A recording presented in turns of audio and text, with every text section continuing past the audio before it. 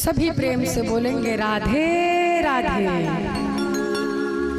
तो इस प्रकार से प्रभु के 16,108 विवाह हुए और प्रत्येक रानी से 10-10 पुत्र और 1-1 पुत्री हुए। प्रभु का वंश हो गया 56 करोड़। अब प्रभु इस गृहस्थ में, इतनी बड़े गृहस्थ में प्रभु कैसे रहते हैं, आइए उसका दर्शन करते हैं। प्रभु की सारी रानियां प्रभु से कभी न कभी नाराज होती रहती हैं, मुंह बनाती हैं, लेकिन आज तक द्वारिकाधीश ने रुक्मिणी मैया को नाराज होते नहीं देखा कभी। आज प्रभु ने सोचा कि आज रुक्मिणी जी को थोड़ा सा क्रोध दिलाकर देखते हैं कि वो क्रोध में लगती कैसी हैं। प्रभु जानबूझकर नाटक करते हैं, मुख लटकाकर आए, अपने कक्ष में जाकर आज चुपचाप लेट गए।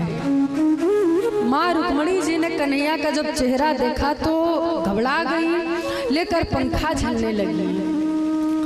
पूछने लगे, प्रभु क्या बात है, आज आप इतने शांत और मुख इस प्रकार से क्यों लटका हुआ है। द्वारिकाधीश कहते हैं कि रुक्मिणी एक बात बताओ, उस शिशुपाल में आखिर क्या कमी थी। चेदी देश का होने वाला राजा था, और देखो तुम कहाँ इतने बड़े राज घराने की रानी, और अपने राम जिनके न किसी माँ बाप का पता है, न रहने का ठिकाना है, न कोई गुण है हमें, तब भी तुमने हमसे विवाह कर लिया। जो रुक्मिणी जी ने सुना तो क्रोध तो नहीं आए, रुक्मिणी जी घबराने लग गई, कहने लगे, प्रभु मुझसे ऐसा क्या अपराध हो गया जो आज आप इस प्रकार की बातें कह रहे हैं। कन्हैया तिरछी निगाह करके देखे तो सोचे कि रुक्मिणी को क्रोध आएगा, लेकिन क्रोध नहीं आया। प्रभु ने फिर आगे बात बढ़ाई, कहते कि अगर तुम सोचो कि हम बड़े पराक्रमी थे, तो तुम भी जानती हो कि हम पर जब शत्रु भारी पड़ जाता है तो हम अपने ही घर छोड़कर भाग जाते हैं। और ये कहो कि हमारी मर्जी से विवाह हुआ तो तुम ही अपने भाइयों का विरोध करके हमारे साथ चली आई। इस प्रकार से कहे रुक्मिणी जी को क्रोध नहीं आया, और जैसे ही प्रभु ने कहा कि रुक्मिणी अभी भी देर नहीं हुई है, अभी भी शिशुपाल से विवाह कर सकती हो, जो प्रभु ने ये बात कही रुक्मिणी मैया तो मूर्छा खाकर गिर पड़ी, मूर्छा खाकर गिर पड़ी। प्रभु तुरंत चतुर्भुज रूप धारण किए और एक हाथ से पंखा झलते हैं, एक हाथ से जल का छींटा देते हैं, रुक्मिणी जी को होश में लेकर आए। प्रभु कहते हैं, रुक्मिणी मैं तो केवल देखना चाह रहा था कि तुम क्रोध में लगती कैसी हो, लेकिन तुम्हें तो क्रोध नहीं आया, उल्टा तुम मूर्छित होकर गिर पड़ी। देखो गृहस्थ जीवन में बहुत सी उलझने होती हैं, बहुत सी उलझने, लेकिन विवाह किस लिए होता है कि एक दूसरे का सुख और दुख बांट कर चले। जब पति बाहर से बहुत थका हारा काम कर आता है तो 2 मिनट बैठकर पत्नी से वार्तालाप करता है, खट्टी मीठी सारी बातें होती हैं तो थकान दूर हो जाती है।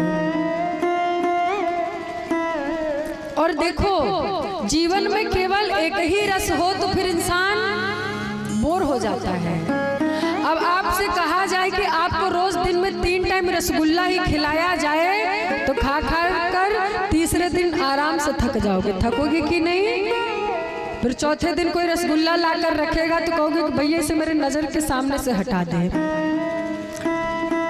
तो इसलिए प्रेम ही प्रेम रहे ये जरूरी नहीं है, थोड़ा बहुत खट्टापन नमकीन भी होना चाहिए ताकि दोनों का आनंद आता रहे।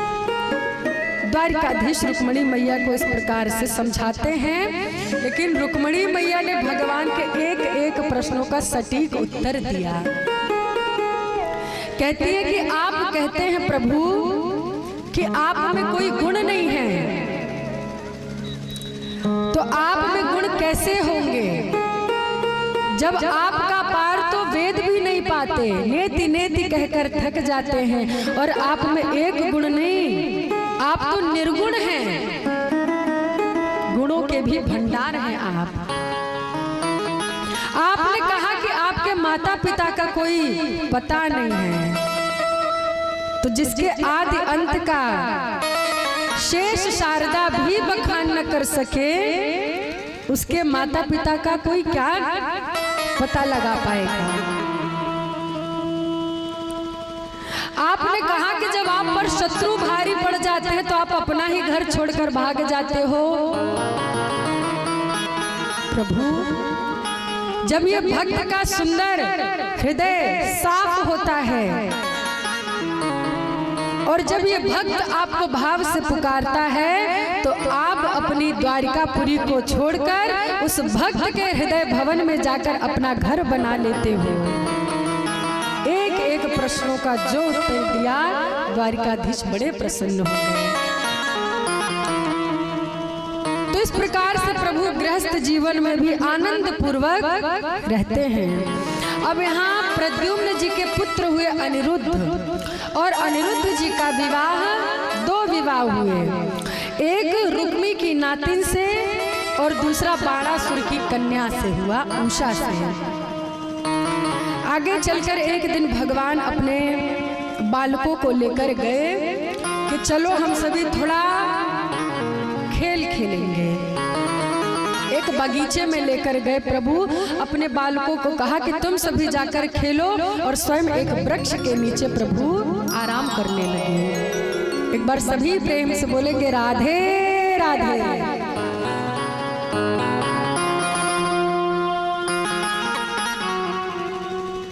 ऐसे बोलोगे राधे राधे। अब भी 7 दिन हो गए बोलते बोलते, लेकिन अब तक आप लोग अभी लाइन पर नहीं आए हो कि अपने आप से कभी बोल दो। एक बार पूरे जोश के साथ, और सबकी आवाज आनी चाहिए पीछे से लेकर आगे तक। सभी लोग बोलेंगे राधे।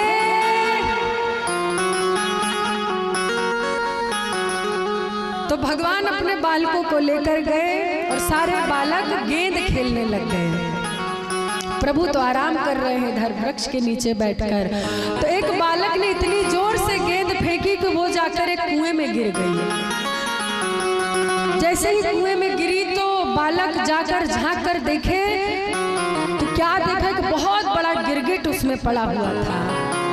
बालक भय के मारे भाग कर आए, कहा महाराज उस कुआं में तो बहुत बड़ा एक गिरगिट है, आप चलकर देखिए। जैसे ही कन्हैया गए उस कुएं में अपना हाथ प्रभु ने नीचे किया, और उस गिरगिट ने जैसे प्रभु के हस्त कमलों का स्पर्श पाया, एक दिव्य स्वरूप प्राप्त करके प्रकट हो गया। जैसे ही प्रकट हुआ, भगवान ने पूछा कि कौन हो आप? तो यहाँ देखिएगा व्यक्ति का परिचय बता देता है कि वो अहंकार में बोल रहा है कि भाव में बोल रहा है।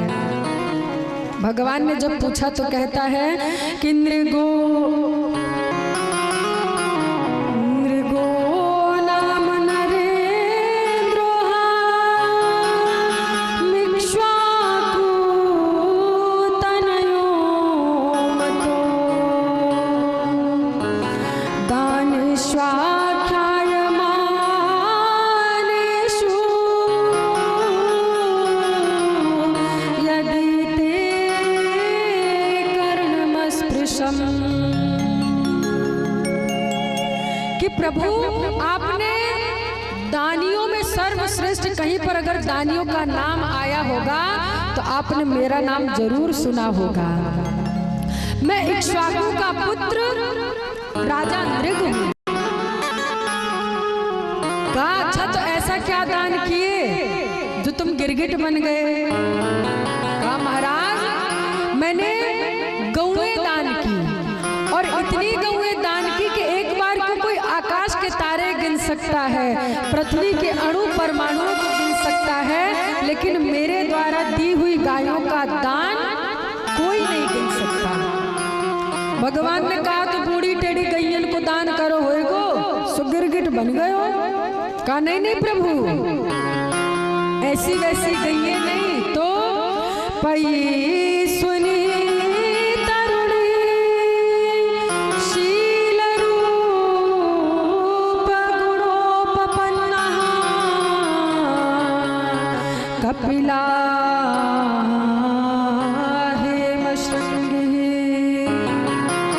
प्रभु ऐसी नहीं, मैंने पयस्विनी दूध देने वाली तरुणी और बछड़े के साथ और तो और उनके सींगों में स्वर्ण जड़वाकर, उनके खुरों में चांदी जड़वाकर मैंने ब्राह्मणों को दान किया। तो अगर इतनी अच्छी गौएं दान किया तो फिर गिरगिट काय को बनो डोल रहे है। कहा प्रभु मुझसे एक अनजाने में गलती हो गई। क्या गलती? मैंने बहुत सी गायें एक ब्राह्मण को दान दी और उस ब्राह्मण को जब दान दिया तो वो गाय उसके खूंटे से भागकर मेरे गायों में आकर मिल गई और मैंने उस गाय को भी किसी दूसरे ब्राह्मण को दान कर दिया।